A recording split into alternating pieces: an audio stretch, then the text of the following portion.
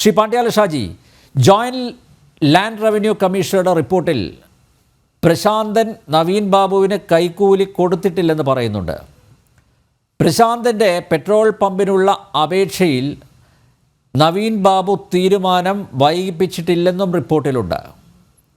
സർക്കാർ നിയോഗിച്ച കമ്മീഷൻ്റെ കണ്ടെത്തലുകൾക്ക് ഘടകവിരുദ്ധമായത് ആക്ഷേപമായി ഉന്നയിച്ച പ്രശാന്തനെ പോലീസ് ഇപ്പോഴും വിശുദ്ധനായി കൊണ്ടു നടക്കുന്നത് എന്തിനാവും?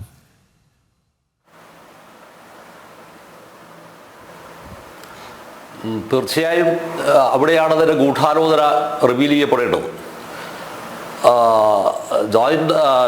ഇവരുടെ റിപ്പോർട്ട്, കമ്മീഷന്റെ report, land revenue joint commissioner report വന്നതിൻ്റെ അടിസ്ഥാനത്തിൽ നിശ്ചയമായും മറ്റൊരു ആലോചനയും നടത്താതെ ഇതൊരു പുനരന്വേഷണം നടത്താനുള്ള സാധ്യതയാണ് ഇതിലൂടെ തെളിയുന്നത്.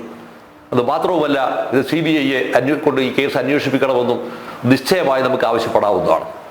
ഏറ്റവും പരമപ്രധാനമായിരിക്കുന്ന ഒരു ഘടകം, ഇത്രയും വലിയ 3 IPS ഉദ്യോഗസ്ഥന്മാർ ഉൾപ്പെടെയുള്ളവരുടെ അന്വേഷണ സംഘം ഉണ്ടായിട്ടും എങ്ങനെയാണ് ഈ അന്വേഷണത്തിന്റെ പരിധിക്കകത്തേക്ക് ഒരു തവണ പോലും വിളിച്ച് മാന്യമായ രീതിയിൽ ക്വസ്റ്റ്യൻ ചെയ്യപ്പെടുകയോ അല്ലെങ്കിൽ കേസ് രജിസ്റ്റർ ചെയ്യാത്ത വിധത്തിലേക്ക് ഈ TV പ്രശാന്തൻ എന്ന് പറയുന്ന ആൾ ഇതിനകത്ത് മാറി നിൽക്കുന്നത്? രണ്ടാമത്തെ വിഷയം വരുന്നത് എവിടെയാണെന്ന് പറഞ്ഞാൽ, പ്രശാന്തൻ കത്തയച്ചു, പരാതി നൽകി അയച്ചു എന്ന് പറയുന്നത് AKG സെന്ററിനകത്ത് പാർട്ടി AKG സെന്ററിന്റെ സെക്രട്ടറിയായി പണിയെടുക്കുന്ന ആൾക്ക്, അദ്ദേഹത്തിന്റെ ബന്ധുവും കൂടിയാണ്, അദ്ദേഹത്തിനാണ് അയച്ചത് പറയുന്നത്. ഇദ്ദേഹത്തെയും പോലീസ് എന്തുകൊണ്ട് ക്വസ്റ്റ്യൻ ചെയ്തിട്ടില്ല? ഈ 2 സംഭവങ്ങൾ ചോദ്യം ചെയ്തില്ല എന്ന് പറഞ്ഞതിന് അർത്ഥം എന്താണെന്ന് പറഞ്ഞാൽ ഒരു കാര്യം വളരെ വ്യക്തമാണ്. ഇതിന് അകത്ത് വളരെ കൃത്യമായിരിക്കുന്ന ദുരൂഹമായിരിക്കുന്ന ഇടപാടുകൾ നടന്നിട്ടുണ്ട്. ഈ ദുരൂഹമായിരിക്കുന്ന ഇടപാടുകൾ നടന്നിട്ടും ആ ദുരൂഹമായിരിക്കുന്ന ഇടപാടുകൾ ഒരിക്കലും റിവീൽ ചെയ്യപ്പെടാതിരിക്കാനാണ് ഇതെന്ത് ചെയ്തത്? ഇത് PP ദിവ്യ എന്ന് പറയുന്ന, PP ദിവ്യയുടെ നാക്കിന്റെ വിഷയം അവിടെ ഉണ്ട്, അത് അവിടെ നിൽക്കട്ടെ. ആ സംഭവത്തിലേക്ക് മാത്രമായിട്ട് ഇത് ചുരുക്കുകയും ഇതിന് ഗൂഢാലോചന നടത്തിയിരിക്കുന്ന ആളുകൾ മുഴുവൻ തന്നെ കളത്തിൽ നിന്ന് പുറത്താവുകയും ചെയ്തു. പോലീസ് എന്ന് പറയുന്ന സംവിധാനം വാസ്തവത്തിൽ ആർക്ക് വേണ്ടിയുള്ളതാണ്? സാധാരണക്കാരനായിട്ടുള്ള മനുഷ്യർ പരാതി പറഞ്ഞാൽ ആ പരാതി അന്വേഷിക്കേണ്ടിയിരിക്കുന്ന പോലീസാണ് ഈ തരത്തിലുണ്ടായിരിക്കുന്ന മുഴുവൻ വൃത്തികേടുകൾക്കും കൂട്ടുനിൽക്കുകയാണ്. ഒരു തരത്തിലുള്ള മനസാക്ഷി കുത്തുമില്ലാതെ സംസ്ഥാന സർക്കാർ ഇതിന് പ്രഖ്യാപിക്കുകയാണ്, ഇത് 3 IPS ഉദ്യോഗസ്ഥന്മാർ അന്വേഷിക്കുകയാണ്. 300 IPS ഉദ്യോഗസ്ഥന്മാർ അന്വേഷിച്ചു എന്ന് വന്നാൽ പോലും നിലവിലുള്ള സംസ്ഥാന ആഭ്യന്തര വകുപ്പിന്റെ അന്വേഷണത്തിൽ അവരുടെ കീഴിൽ നിന്ന് നടത്തുന്ന ഈ അന്വേഷണത്തിനകത്ത് യാതൊരു വിധത്തിലുണ്ടായിരിക്കുന്ന നീതിയും ലഭിക്കില്ല എന്ന് ഇതുവരെ ഉണ്ടായിരിക്കുന്ന അന്വേഷണത്തിന്റെ പൊതു റിസൾട്ട് അതാണ്. അത്തരം റിസൾട്ടിന്റെ അടിസ്ഥാനത്തിൽ മറ്റൊരു പ്രധാനപ്പെട്ട വിഷയം കൂടെ വരുന്നുണ്ട്. കേരളം ഇതുപോലെ ചർച്ച ചെയ്യപ്പെട്ടിരിക്കുന്ന ഒരു വലിയ ഒരു സംഭവം ഇവിടെ ഉണ്ടായിട്ടുണ്ടോ? കേരളം ഇതുപോലെ ഇത്ര വേദനാജനകമായ സംഭവം, ഇത്രയേറെ ഗൗരവതരമായിരിക്കും സംഭവം. കലക്ടർക്ക് തൊട്ട് താഴെ വരുന്ന പദവിയിലുള്ള ഒരാൾ ആത്മഹത്യയാണോ അല്ല കൊലപാതകമാണോ എന്ന് ഇപ്പോഴും തിരിച്ചറിഞ്ഞിട്ടില്ല. ഇത്തരമൊരു സംഭവത്തിന്റെ മേലെ വ്യാപകമായ തോതിൽ മലബാർ മേഖലയിൽ, പ്രത്യേകിച്ച് കണ്ണൂരിൽ ഇതിൻ്റെതായിരിക്കുന്ന തോതിലുണ്ടായിരിക്കുന്ന പൊതുപരിപാടികൾ, ധർണകൾ, സമരങ്ങൾ, ഇതൊക്കെ നടന്നിട്ട് പോലും ബഹുമാനപ്പെട്ട കോടതി എന്താണ് പൊതുജനങ്ങൾക്കുണ്ടായിരിക്കുന്ന ഒരു വലിയ സംശയത്തിന്റെ സാധ്യതയെ തരിമ്പും പരിഗണിക്കാത്ത വിധത്തിലേക്ക് അത് നിലവിലുള്ള അന്വേഷണ സംഘം തന്നെ അന്വേഷിച്ചാൽ മതിയെന്ന് പറയാവുന്ന ഒരവസ്ഥയിലേക്ക് ഒരു തീർപ്പ് കൽപ്പിക്കുന്ന അവസ്ഥ വരുമ്പോഴാണ് നീതിന്യായ പീഠം എന്തായിത്തീരുന്നത്. സത്യത്തിൽ നീതിന്യായ പീഠം വാസ്തവത്തിൽ വളരെ ഒരു ഖേദകരമായ ഒരു അവസ്ഥ എടുത്തിട്ടുവെന്ന് വളരെ വിഷമത്തോടെയാണെങ്കിലും പറയേണ്ടി വരും. ഇതിനകത്ത് വളരെ പ്രധാനപ്പെട്ട മറ്റൊരു വിഷയം നിങ്ങൾ ശ്രദ്ധിച്ചോ? PP ദിവ്യ ഈ റിട്ടയർമെന്റ് പ്രോഗ്രാമിന്റെ സമയത്ത് പോയി PP ദിവ്യ നടത്തിയിരിക്കുന്ന വമ്പിച്ച ഗീർവാണുണ്ടല്ലോ. ഈ ഗീർവാടും PP ദിവ്യ ഇവിടെയും വരുന്നൊരു പ്രധാനപ്പെട്ട വിഷയമുണ്ട്.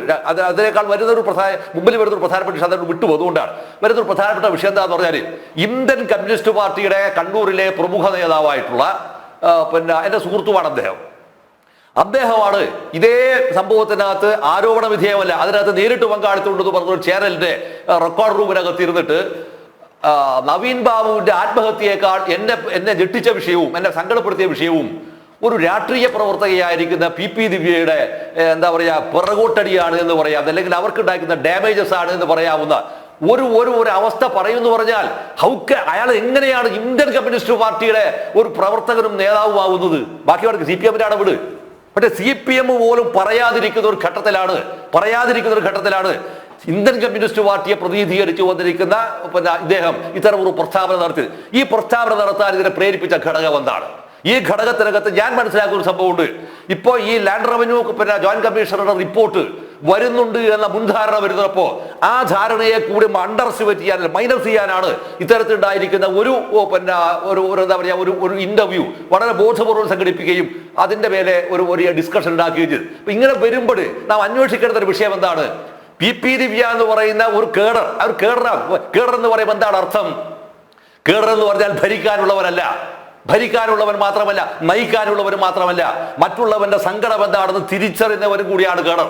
അതിനു പകരം വളരെ കൃത്യമായിരിക്കുന്ന CPM-ന്റെ ചില പ്രത്യേകമായ നേതാക്കന്മാരുടെ മൂശയിലിട്ട് വാർത്തെടുക്കപ്പെട്ട് നേതാവായി സ്വയം പ്രഖ്യാപിച്ചിരിക്കുന്ന ആൾക്ക് മാത്രമാണ് ഇത്ര അസംബന്ധവും ആയിരിക്കുന്ന ധിക്കാരപരമായിരിക്കുന്ന ഒരു സ്റ്റേറ്റ്മെന്റ് ഇതുപോലൊരു കലക്ടറുടെ മുമ്പിൽ വെച്ച് പറയുന്നു.